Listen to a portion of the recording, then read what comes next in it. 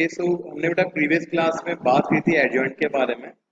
हमने 2x2 matrix का directly adjoint निकालना सीखा था। देन हम लोगों ने एक पर्टिकुलर थ्योरम देखी थी जिसमें हमने पता किया था कि आप किसी भी मैट्रिक्स को उसके एडजॉइंट से मल्टीप्लाई करो किसी भी ऑर्डर में, तो जो आपको रिजल्ट मिलता है वो हमेशा मिलता है determinant of that matrix multiply by the identity matrix of the same order. मतलब हम लोगों ने कुछ इस बारे में बात करी थी कि ए इंटू एडजॉइंट ऑफ ए जो आपके पास में होता है, ये एडजॉइंट ऑफ ए इंटू ए के बराबर ही होता है, और इसका आंसर हमारे पास में आता है डिटरमिनेंट ऑफ ए इंटू आई, है ना। ये हम लोगों ने कल देखा था।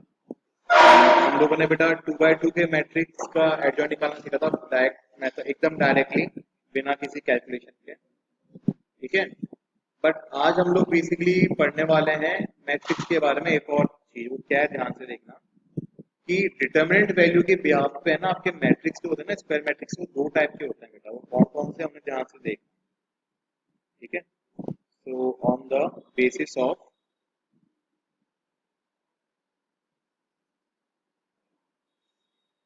डिटरमिनेंट वैल्यू, अभी ऑब्वियसली अगर मैं डिटरमिनेंट वैल्यू की बात करूं तो स्क्वायर मैट्रिक्स ही होगा, क्योंकि नॉन स्क्वायर मैट्रिक्स की डिटरमिनेंट वैल्यू नहीं निकलती है। तो यहाँ पे ये कॉमन सेंस लगाना कि हम इधर स्क्वायर मैट्रिक्स की बात कर रहे हैं। On the basis of determinant value we have to type of matrix, obviously square. ठीक है, पहला बेटा आपके पास में आता है सिंगुलर मैट्रिक्स,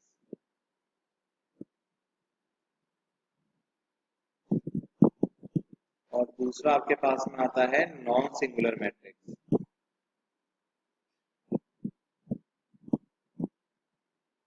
ठीक है, अभी सिंगुलर मैट्रिक्स वो मैट्रिक्स होता है जिसके डिटरमिनेंट की वैल्यू हमेशा आपके पास में जीरो होती है। नॉन सिंगुलर मैट्रिक्स वो होता है जिसके डिटरमिनेंट की वैल्यू कभी भी जीरो नहीं होती है। ठीक है ना, तो ये दो क्लासिफिकेशन आपके पास में होता है on the basis of determinant value, जिसमें डिटरमिनेंट की वैल्यू, जिस मैट्रिक्स की डिटरमिनेंट की वैल्यू जीरो हो जाए वो आपका सिंगुलर मैट्रिक्स हो जाएगा। जिस मैट्रिक्स की डिटरमिनेंट की वैल्यू जीरो ना हो, अब जीरो ना होने का मतलब है it can be in fraction, it can be decimal, it can be any real number other than zero. Main मतलब ये इस चीज का है ना, कोई सा भी रियल नंबर बस जीरो नहीं होना चाहिए, तो वह क्या कहलाता है, बेसिकली नॉन सिंगुलर मैट्रिक्स कहलाता है। ठीक है, अब ये क्यों हमने इधर बाइफरकेट करा इसको, क्योंकि इसके बिहाफ भी हम लोग है ना डिसाइड करते हैं इनवर्स के बारे में। ठीक है ना, अब इनवर्स के बारे में हम क्या डिसाइड करते हैं कि ना कौन से तरीके के मैट्रिक्स का इनवर्स एग्जिस्ट करता है।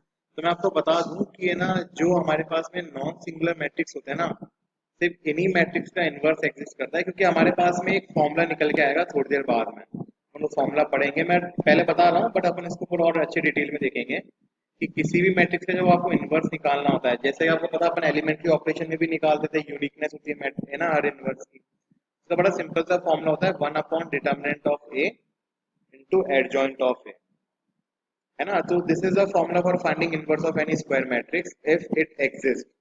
तो ये जो इफ इट एग्जिस्ट वाली कंडीशन है ना बेटा, वो यहीं से तो पता पड़ेगी, इसके डिनोमिनेटर से। क्योंकि सोचो अगर आपके पास में डिटर्मिनेंट ए जीरो के बराबर हो गया तो आपका डिनोमिनेटर जीरो हो जाएगा, उस केस में तो आपके पास में ए इनवर्स एग्जिस्ट ही नहीं करने वाला, है ना, क्योंकि डिनोमिनेटर कभी जीरो होता नहीं है किसी भी रियल वैल्यूज की अगर हम बात करें तो। और अगर आपके पास में डिटरमिनेंट है जीरो के बराबर नहीं होगा, तो उस केस में आपका ए इनवर्स एग्जिस्ट करेगा। ठीक है, सो आपके जो सिंगुलर मैट्रिक्स होते हैं उनका इनवर्स एग्जिस्ट नहीं करता, नॉन सिंगुलर मैट्रिक्स का इनवर्स एग्जिस्ट करता है। इस वजह से ये हम लोग इधर क्लासिफिकेशन पढ़ते हैं। ठीक है, so these are two theorems जो बेसिकली हमें ना बिना प्रूफ के हमें समझनी है। इन थ्योरम्स में क्या बोला गया ध्यान से ऑब्जर्व करना। थ्योरम टू में बोला है कि A and B are non singular matrices. Non singular समझ ही गए हो गए। अगर मैं थ्योरम टू की बात करूं, इसका मतलब है कि हमारे पास में डिटरमिनेंट ए भी जीरो के बराबर नहीं होगा और डिटरमिनेंट बी भी जीरो के बराबर नहीं होगा। So if A and B are non singular matrix of same order, then AB and BA are also non-singular matrices of the same order। इसका ये मतलब निकल के आता है कि अगर आप फिर A और B को मल्टीप्लाई करके उसकी डिटरमिनेंट वैल्यू निकालोगे ना, तो वो भी जीरो के बराबर नहीं आएगी, फिर आप बी और ए को मल्टीप्लाई करके उसकी डिटरमिनेंट वैल्यू निकालोगे तो वो भी जीरो के बराबर नहीं आएगी। तो this is the mathematical representation of theorem number 2।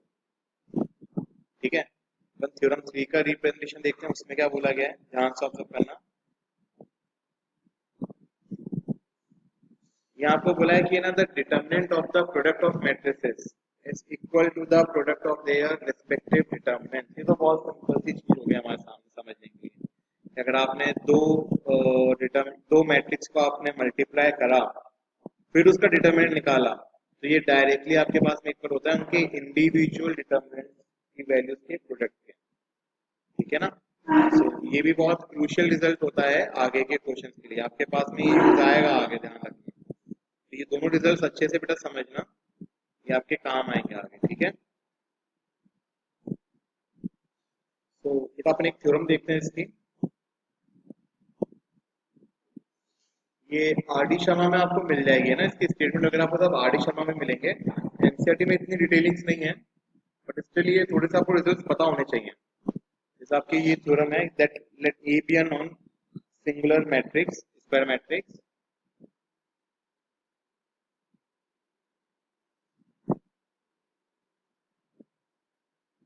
let A be a non-singular square matrix of order n,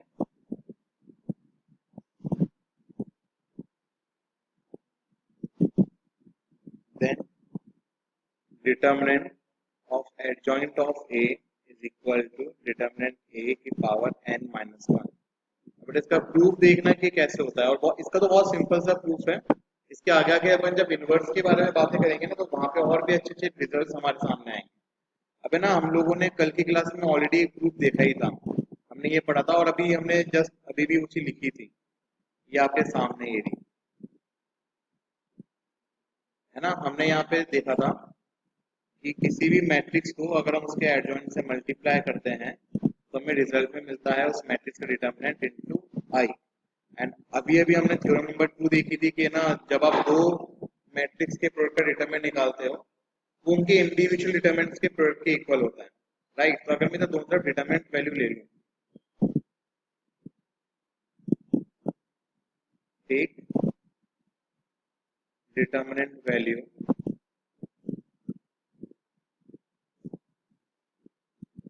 both the sides. ठीक है, अगर आप ऐसा करते हो तो बेटा आपके पास में पे कितना क्या आ जाएगा, the determinant of A into adjoint of A equal to determinant A into I. ठीक है, अब यहाँ पे बेटा एक चीज ध्यान से ऑब्जर्व करना, ये जो आपको अंदर वाला डिटरमिनेंट दिखाई दे रहा है ये आई के साथ में मल्टीप्लाई हो रहा है। एंड हमने बहुत पहले जब हम लोग ने मैट्रिक्स पढ़ा था तो वहां पे हमने स्केलर मल्टीप्लीकेशन के बारे में पढ़ा था। कहने का मतलब है जब आप किसी भी मैट्रिक्स को एक स्केलर से मल्टीप्लाई करते हो तो वो बेटा उसके हर एक एलिमेंट से मल्टीप्लाई होता है, ये चीज आपको अच्छे से पता है। ठीक है, तो अगर मैं इस डिटरमिनेंट ए को सबसे पहले आई से मल्टीप्लाई करना चाहूंगा, कहने का मतलब है जैसे मान लो मेरे पास में 2x2 का मैट्रिक्स होता आई, तो डिटरमिनेंट ए उसके हर एक एलिमेंट से मल्टीप्लाई हो जाता, तो ये कुछ ऐसा बन जाता। अब यहाँ पे इसका ऑर्डर जो भी अपन इधर एन ऑर्डर माना है तो ये जो डिटरमिनेंट ए है ना ये आई के हर एक एलिमेंट से मल्टीप्लाई होगा। तो जो हमारे पास में लेफ्ट हैंड साइड है वो तो नॉर्मल रहने वाला है, determinant A into determinant of adjoint of A bye theorem number 2। ये तो हमने पढ़ी रखा था अभी थोड़ी देर पहले, है ना। हमने दोनों का अलग अलग डिटरमिनेंट वैल्यू में लिख दिया, लेकिन यहाँ पे ये तो ऑलरेडी डिटरमिनेंट वैल्यू दे रखी है, कोई मैट्रिक्स में दे रखा है, तो ये पहले मैट्रिक्स से मल्टीप्लाई करा जाएगा। और जब आप इसको मैट्रिक्स से मल्टीप्लाई करोगे तब क्या होगा, ध्यान से ऑब्जर्व करना। जैसे मान लो ये आपका एन ऑर्डर का आइडेंटिटी मैट्रिक्स है ना, तो ये आपके हर एक एलिमेंट से मल्टीप्लाई होगा, तो determinant A 0 0 up to n तक चलेगा, फिर 0 डिटरमिनेंट ए 0 अप टू ये एन तक चलता रहेगा। बेटा ये ऐसे ही आपका आगे से आगे मूव करता जाएगा और अल्टीमेटली आपके पास में यहाँ एंड में भी कितना आएगा, डिटरमिनेंट ए ही निकल के आएगा। ओके, एंड अपन इसकी इधर बेटा डिटरमिनेंट वैल्यू लगा देंगे। अब ध्यान से देखना, हम लोगों ने क्या पढ़ रखा है कि जब आप डिटरमिनेंट में से कुछ चीज कॉमन निकालते हो ना तो वो बेसिकली आपके हर एक एलिमेंट से कॉमन निकलती है ना। आपके हर एक रो से कॉमन निकलती है। कहने का मतलब क्या है कि जब आप इस मैट्रिक्स का डिटरमिनेंट बनाओगे तो आपके मैट्रिक्स के वाले सिंबल तो हट जाएंगे, क्या रह जाएगा आपके पास में, ये डिटरमिनेंट की वैल्यू रह जाएगी अंदर ही अंदर वाली। अब हर रो में से बेटा आपका ये डिटरमिनेंट है कॉमन आ रहा है और इसकी कितनी रोज या कॉलम्स है, इसकी n रोज और कॉलम्स है क्योंकि ये आपका स्क्वायर मैट्रिक्स है n ऑर्डर का, तो आपके हर एक रो में से आपका डिटरमिनेंट ए कॉमन निकल के आएगा। तो यहाँ आपके पास में रहेगा determinant A into adjoint of A का डिटरमिनेंट, और यहाँ पे आपके पास में आ जाएगा डिटरमिनेंट ए की पावर n, लेकिन अंदर आपके पास में क्या रहेगा 1 0 0, ये n टाइम्स तक चलेगा, यहाँ पे भी 0 1 0 ये भी n टाइम्स तक चलेगा। एंड बेसिकली आपके पास में अंदर है ना एक बहुत बड़ा सारा n ऑर्डर का आइडेंटिटी डिटरमिनेंट रह जाएगा। एंड आपको अच्छे से पता ही होनी चाहिए, ये बात पता होनी चाहिए कि एक आइडेंटिटी मैट्रिक्स का जो डिटरमिनेंट वैल्यू होती है वो 1 के बराबर होती है। ये हमने ना मैट्रिक्स चैप्टर में ऑलरेडी पढ़ रखी है, हमने डिटरमिनेंट में भी ये बात डिस्कस करी थी। क्या तो ये जो आपको इधर वैल्यू दिख रही है तो आपकी हो जाएगी 1। एंड आपके पास में क्या आएगा, रिलेशन को ध्यान से देखना, आपके पास में आएगा determinant A into determinant of adjoint A, determinant A की पावर n इंटू 1। डिटरमिनेंट को नीचे ले आना बेटा क्योंकि अभी एक न्यूमेरिकल वैल्यू है, कोई मैट्रिक्स नहीं रह गया। यहाँ रहेगा एडजॉइंट ऑफ ए का डिटरमिनेंट, यहाँ आएगा डिटरमिनेंट ए की power n upon determinant A. Law of exponent आपको पता ही है, पावर माइनस हो जाती है जब आप सेम बेस को डिवाइड करते हो। तो एडजॉइंट ऑफ ए आपके पास में हो जाएगा डिटरमिनेंट ए की पावर n माइनस 1। ठीक है, तो ये काफी इंपॉर्टेंट रिजल्ट होता है बेटा, ध्यान रखना। इंपॉर्टेंट रिजल्ट क्यों होता है मैं आपको ये भी बताता हूँ कि है ना आपके पास में किस टाइप के क्वेश्चन पूछे जाते हैं। आपको लग जाता है कि मान लो कि एक स्क्वायर मैट्रिक्स है ना, जैसे आपको क्वेश्चन दे दिया कि डिटरमिनेंट ए की वैल्यू दे रखी है 5 and A is a square matrix of order 3, फिर आपको डायरेक्टली बोल देंगे find determinant of adjoint of A. अब है ना देखो, अगर आपको रिलेशन नहीं पता तो आप ये सोचते रह जाओगे कि यार हम ये वैल्यू कहाँ से निकालें, हमारे पास में तो मैट्रिक्स नहीं दे रखा, तो हम एडजॉइंट नहीं निकाल सकते, तो हम डिटरमिनेंट कहाँ से निकालेंगे उसका। कोई बात नहीं, हमें जरूरत भी नहीं है। हमें अच्छे से पता है कि एडजॉइंट ऑफ ए जो होता है डिटरमिनेंट ए की पावर n माइनस 1 के बराबर होता है। आपको ऑर्डर क्या दे रखा है, यहाँ पे 3 दे रखा है, तो आपके पास में सिंपल हो जाएगा 5 की पावर 3 माइनस 1, दैट इज 5 का स्क्वायर इक्वल्स टू 25। तो बिना डिटरमिनेंट पता करे, मतलब बिना मैट्रिक्स पता करे, बिना कोफैक्टर्स निकाले भी आप डायरेक्टली वैल्यूज निकाल सकते हो अगर आपको रिजल्ट्स पता है तो। ठीक है, okay, so this another theorem states that if A and B are non-singular square matrices of the same order, then adjoint of AB, यहाँ पे बेटा AB आपका एक combined matrix है ना, is equal to adjoint of A into adjoint of B। ठीक है, ध्यान रखना यहाँ पे ए और बी हमारे नॉन सिंगुलर स्क्वायर मैट्रिसेस हैं, इसलिए हम यहाँ पे उनके डिटरमिनेंट का भी इस्तेमाल कर पाएंगे। राइट, अब हमें यहाँ पे क्या क्या करना होता है ना, उस चीज को भी एक बार ध्यान से समझने की कोशिश करें। ठीक है, जैसे हमने बेटा अभी भी पढ़ा ही था कि जब आप दो मैट्रिक्स को मल्टीप्लाई करके उनका डिटरमिनेंट निकालते हो तो वो उनके इंडिविजुअल डिटरमिनेंट वैल्यू के प्रोडक्ट के बराबर होता है। तो हमें यहाँ पे अच्छे से पता है दैट डिटरमिनेंट ए बी जो हमारे पास में होगा तो determinant A into determinant B के बराबर होगा। ठीक है, इसके अलावा बेटा अभी हमने एक प्रॉपर्टी पढ़ी थी, हमने यहाँ पे साइड में पढ़ा, पहले अभी पीछे हमने देखा था कि अगर हम ए को उसी के एडजॉइंट से मल्टीप्लाई करते हैं तो हमें रिजल्ट में क्या मिलता है, डिटरमिनेंट ए इंटू आई मिलता है। ठीक है, अब जैसे मैंने कहा ना कि यहाँ पे ए बी एक मैट्रिक्स ही तो है, मतलब मैं लिख सकता हूँ ना सी बराबर ए बी, तो अगर मैं इसको किस फॉर्म में लिख सकता हूँ, सी इंटू एडजॉइंट ऑफ सी, मेरे पास में डिटरमिनेंट सी इंटू आई के बराबर होगा। अब अगर सी ए बी के बराबर है तो मैं ऐसे में तो कह सकता हूँ कि A B into adjoint of A B, this will be equal to determinant A B into I, जो भी इसका ऑर्डर है ना एन 1 2 3 जो भी इसका ऑर्डर आपको दे रखा है, तो ये स्टेटमेंट मैं यूज कर सकता हूँ बेसिकली इस थ्योरम के अंदर। इधर हम कह सकते हैं also AB into adjoint of AB, this can be equal to determinant of AB into IN, where n is the order of identity matrix as well as A and B। ये हमें अच्छे से पता है। अब है ना बेटा, इस चीज को ध्यान से देखना, हम लोगों ने ना बेसिकली एसोसिएटिव प्रॉपर्टी का भी इस्तेमाल कर रखा है। तो हम लोगों ने एसोसिएटिव प्रॉपर्टी का इस्तेमाल किस तरीके से कर रखा है उसको ध्यान से ऑब्जर्व करना है एक बार। हमारे पास में यहाँ पे ए बी है, यहाँ पे भी हमारे पास, अगर हम दोनों तरफ डिटरमिनेंट वैल्यू लेना चाहें तो हम एक काम और भी कर सकते हैं, बट उससे भी पहले अपन को जो यहाँ पे प्रूव करना है ना, ये वाली चीज अपन इसका भी यहाँ पे इस्तेमाल कर सकते हैं। इसका इस्तेमाल हम लोग कैसे कर सकते हैं, इस चीज को आप ध्यान से ऑब्जर्व करना। ठीक है, जैसे मान लो हमारे पास में क्या है, ये वाली चीज जो आपके, जो हमें आरएचएस में दे रखी है ना, इसका इस्तेमाल करने वाले हैं बेटा। हमें अच्छे से पता है कि जो एडजॉइंट ऑफ ए है, अगर हम इसको मल्टीप्लाई करेंगे एडजॉइंट ऑफ बी से, तो हमें वापस से सेम टू सेम चीज तो मिलेगी मिलेगी ना, दिखने सी बात है। उसको ऐसा लिख ही सकते हैं, adjoint of A to adjoint of B. कोई भी चीज खुद के बराबर तो होती ही होती है। अब मान लो मैंने इसको यहाँ पे प्री मल्टीप्लाई कर दिया ए बी से, है ना, तो यहाँ पे भी हमारे पास में मल्टीप्लाई हो जाएगा ए बी के साथ में।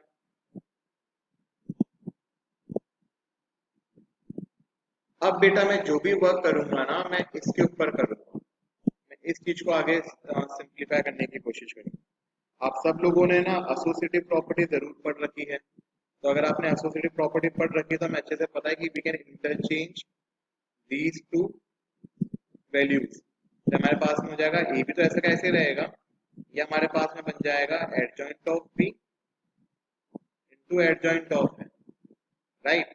एंड अगेन अगर मैं एसोसिएटिव प्रॉपर्टी लगाऊंगा तो मेरा ये ए तो यहीं पे रहेगा, मैं बी को मल्टीप्लाई कर सकता हूँ एडजॉइंट ऑफ बी के साथ में,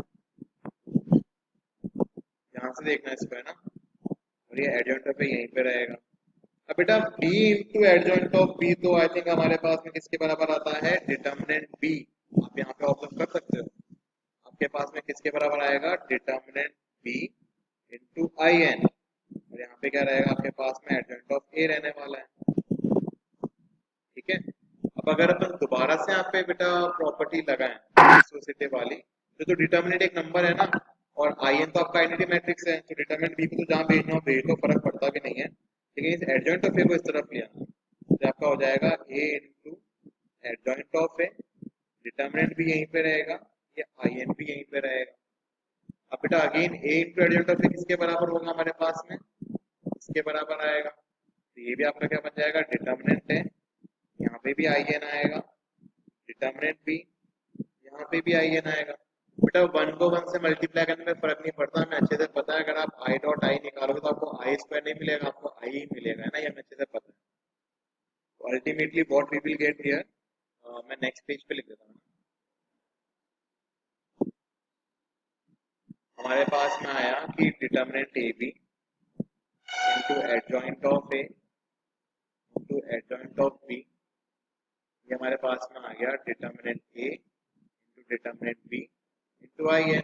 बट यहाँ पे हमने क्या देखा था कि determinant A into determinant B किसके बराबर होता है, डिटर्मिनेंट ए बी के बराबर होता है, right. So we can substitute this value as determinant A B I n. I n लगाना जरूरी है बेटा, क्योंकि दोनों तरफ मैट्रिक्स लिखे हुए हैं, नंबर नहीं लिखे हुए, ध्यान रखना। जो आपका लेफ्ट हैंड साइड है वो एक मैट्रिक्स है, नंबर बिल्कुल भी नहीं। यहाँ से हमारे पास में ये रिलेशन आ जाएगा, इसके ऊपर नंबर का नाम दे देते हैं। अब अगर हम इस चीज को ध्यान से, अब ये वाला आपको दिख रहा है, और ये वाला एक्सप्रेशन भी आपको तो दिख रहा होगा कहीं पे, ये वाला, अगर आप दोनों को ध्यान से ऑब्जर्व करोगे तो बेटा आपके पास में क्या चीज निकल के आएगी, आपको पता पड़ी रही होगी भाई। क्योंकि देखो अगर आप इसको, चलो अपन इसको वन नाम देते हैं, इसको हम लोग यहाँ पे टू नाम दे देते हैं। अगर आप वन और टू को कंपेयर करो, मैं इधर दोबारा लिख देता हूँ वन और टू को भी, फ्रॉम वन से हमारे पास में क्या आया कि A B into adjoint of A B, ये हमारे पास में बराबर होता है ए बी का डिटर्मिनेंट इंटू आई एन के। एंड फ्रॉम टू हमारे पास में आया कि A B into adjoint of A into adjoint of B, ये भी हमारे पास में बराबर होता है determinant A B into I n के। अब बेटा दोनों के अगर राइट हैंड साइड बराबर है तो दोनों के लेफ्ट हैंड साइड तो बराबर होनी चाहिए ना। यहाँ से अपन क्या लिख सकते हैं, therefore A B adjoint of A B is equal to A B into adjoint of A into adjoint of B. ठीक है, ये हमारे पास में आ गया। अब बेटा देखो, दोनों में जो आप जब आप इसको आराम से कंपेयर करोगे, है ना, आराम से इनको कंपेयर करना, दोनों में बेटा एक फैक्टर ऐसा है जो कॉमन है, ए बी ए बी। मैं ये नहीं कह रहा कि ए बी से ए बी को काट दो, हम ऐसा नहीं कर सकते, बिल्कुल भी ऐसी कोशिश भी मत करना। लेकिन हाँ, यहाँ से हमें ये चीज तो पता पड़ रही है कि आपके साथ में अगर दो इक्वलिटीज, जब आपके पास बेटा दो एक इक्वलिटी होती है ना, तो उसमें जो कॉरस्पॉन्ड, जब आप कॉरस्पॉन्ड वैल्यूज को चेक करते हो उनके कोफिशिएंट्स हमेशा बराबर होता है। तो अगर ए बी से यहाँ पे post multiply adjoint of A B हो रहा है, यहाँ ए बी के post multiply adjoint of A into adjoint of B हो रहा है, उसके बाद में दोनों इक्वल आ रहे हैं, तो हम एक चीज उधर कह ही सकते हैं दैट बाय कंपेयरिंग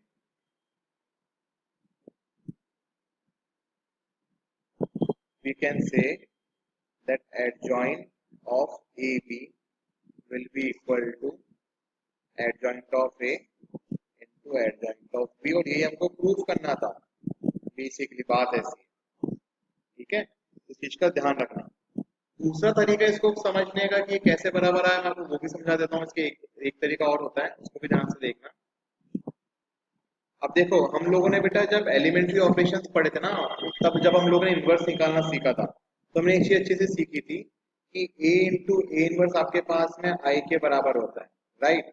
तो ये जो आपके पास में रिलेशन निकल के आया ना 3 वाला, इसमें अगर मैं प्री मल्टीप्लाई कर दूं, जो कि हम सीख चुके हैं, pre multiply equation 3 by A B inverse, इसको बेटा ए बी इनवर्स से प्री मल्टीप्लाई करना, तो आपको यहाँ पे क्या मिलेगा, A B inverse into A B into adjoint of A B equal to A B inverse into A B into adjoint of A into adjoint of B. अब बेटा आपको अच्छे से पता है कि A B inverse into A B I के बराबर होता है, और आई को जब आप किसी से मल्टीप्लाई करोगे मैट्रिक्स से, तो आपको डिट्टो वही मैट्रिक्स वापस मिलेगा, है ना। तो ये चीज हमें अच्छे से पता ही है, तो इधर डायरेक्टली आप कह सकते हैं कि एडजॉइंट ऑफ ए बी जो होता है, ये adjoint of A into adjoint of B के बराबर होता है।